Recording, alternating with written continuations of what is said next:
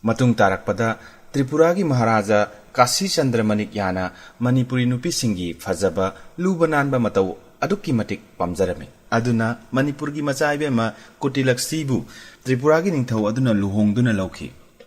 Matung tarakpada Ningthau Aduna Atopa Manipuri Nupi Ahum Amagasu Luhongki. Atai wari sing lirabada Tripuragi 1829 dagi 1849 da palamba ningthau Maharaja Krishna Kishore Manikyana mahaki ahal oiraba matamda Tripuragi ningthaurel singi chak thongbi Manipuri bhamon nupi Purnakala Devi bu luhongki. Adubu thodok adu mahaki praja amadi angam athau singna yenaba kaya laibadagi Maharani adu makhogi sana konungda pusinkhide. Adubu Maharani Purnalaksigi yamna haisingba amadi kathokpaduna hojiki Agartala town asi semkalakpani haina singthari.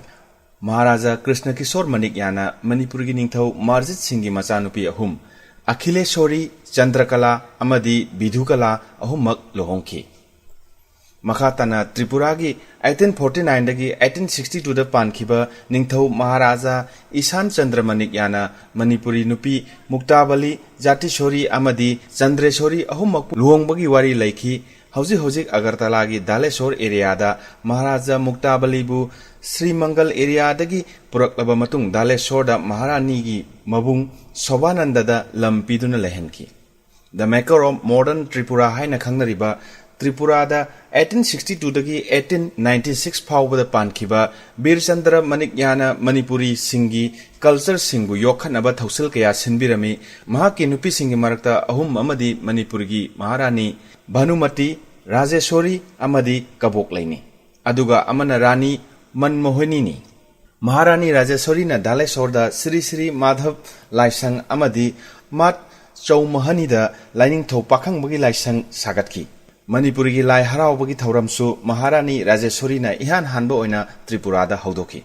Asumna Maharani kharagi maming pallabada Maharani Bhanumati aduga Maharani Manmohini di matam aduda chahi 12 khakta ngairami ningthauna magi share ama oina Mat Chowmuhani da lampiki. Maharani Ratnamanjuri Maharani Tulsibati su maming panbayai. Maharani Tulsibati na Tripura da women education gi thaudang mayam ama lokhalami.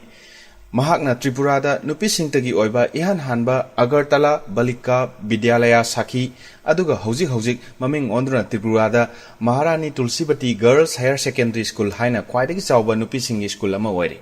Asumna tana thanaba yaroidaba wari kaya ama leiriba Tripura state.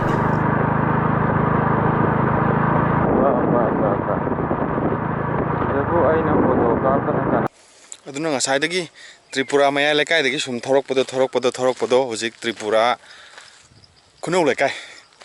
Tripura gi kai lekai no khangde mafam am leire ado sida ai maningda leise sangai thel male ko uyam howe do nupa macha mani le hewe aduna ai se asida changba tallaba ado yu bottle bi am ta hoba ado yu bottle du am ta hoba da ulake tawbane ado chang talle aduna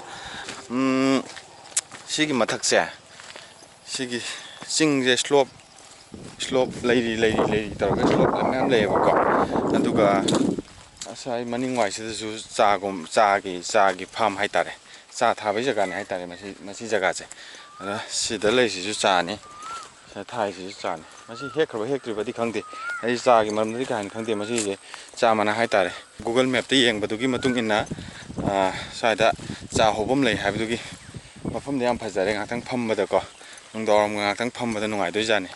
daga somna kan side in khudom mithili side somsina Bangladesh ki side oidoni aduga mafam je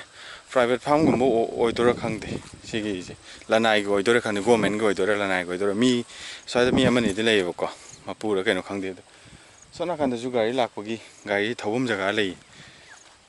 as masidi nomala aga koibudo ko thongdong nate kup akthi pae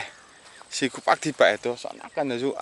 pareng santoki sona kan ju pareng santoi aina uyam hoba haidun to adle adai si uyam howeba ana asi u hobum sidi angang nupa macha man ni lewe du na sirek lorok ko ki he nupa macha man ni lewe du na changdra ana ai gai do sida ngak tang khamaga mayam gi video do phajabrenge hena namak pane adana makata na gai je ngasi gi wai bane ngasagi Roji car and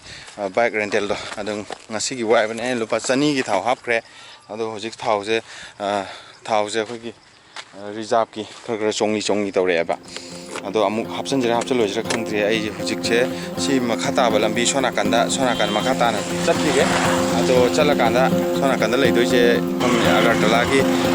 international airport to som lerni aduna lera matungda adai muk chalaga sona kan koiraga Agartala ki capital jaga do adu ki do yorani aduna makhata na thaurage makhata na mu yengminarsi